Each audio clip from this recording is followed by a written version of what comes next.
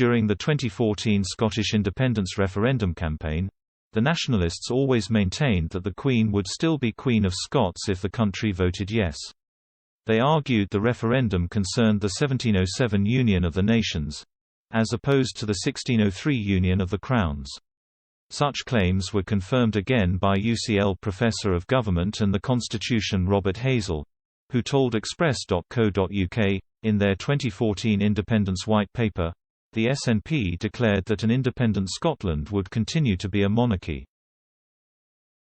So if Scotland became independent, the Queen would continue to be the Queen of Scotland, just as she is the Queen of Australia, Canada, New Zealand and a dozen other realms where she is the head of state. However, even if in the short term Scotland's draft constitution would keep the Queen as Queen of Scotland, there could well be another referendum on the subject in the future. Moreover, a few adjustments would apparently need to be made in case of independence. A constitutional expert claimed the Queen would need to establish the role of a Governor-General in Edinburgh to act on her behalf if Scotland votes to leave the UK.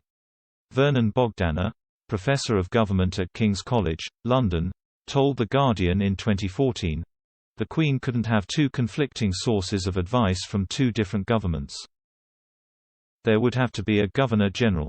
It's perfectly workable. The Irish Free State had one."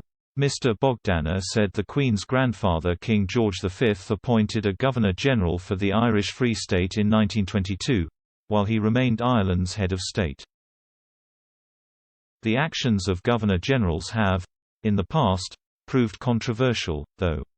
In extreme circumstances, Governor-Generals have reserve powers to act without ministerial advice to appoint a Prime Minister if an election has resulted in a hung Parliament, dismiss a Prime Minister, force a dissolution of Parliament and call new elections, refuse a Prime Minister's request for an election and refuse assent to legislation.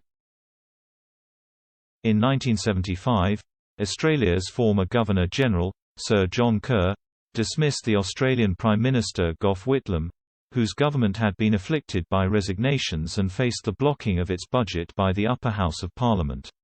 Sir John also appointed the leader of the opposition as caretaker Prime Minister in his place.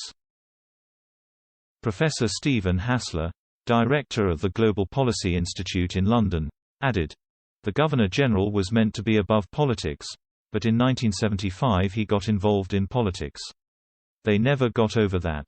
I don't think it will happen again." Mr. Hassler also said the prospect of a Governor-General depended on whether the Scottish Parliament wanted to be a member of the Commonwealth, adding, "I would think that the Scots would not want a Commonwealth relationship with Britain." SNP MP for Glasgow North Patrick Grady did not rule out axing the Queen as Scotland's sovereign during a talk at King's College London in 2019. A member of the audience asked Mr. Grady, "Shouldn't Scottish independence start with a request for the abolition of the monarchy just like the Italians have done?" The SNP MP answered, "The proposition in 2014 was that Scotland would retain the Queen as head of state. In the same way she is Queen of Canada and Australia. There is a symbolic Commonwealth model of monarchy but no executive authority as it is just a ceremonial role. Of course the United Kingdom exercises sovereignty power through the Crown. The Queen comes to Parliament for the state opening because she graciously summons Parliament. But I think the model Scotland would adopt if it were independent would be different from that. Even if we retain a monarch as a symbol of unity." Mr. Grady added, "Of course it would be for the people of Scotland to decide this eventually.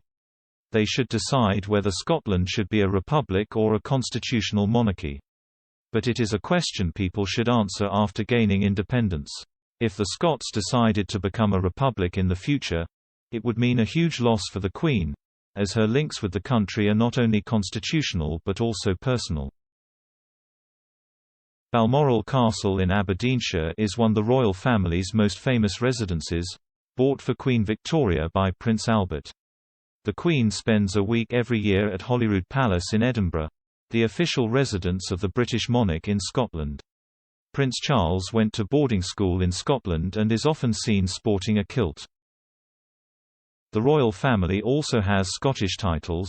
Prince Charles carries the title Duke of Rothesay, while the Duke and Duchess of Cambridge are referred to as the Earl and Countess of Strathearn.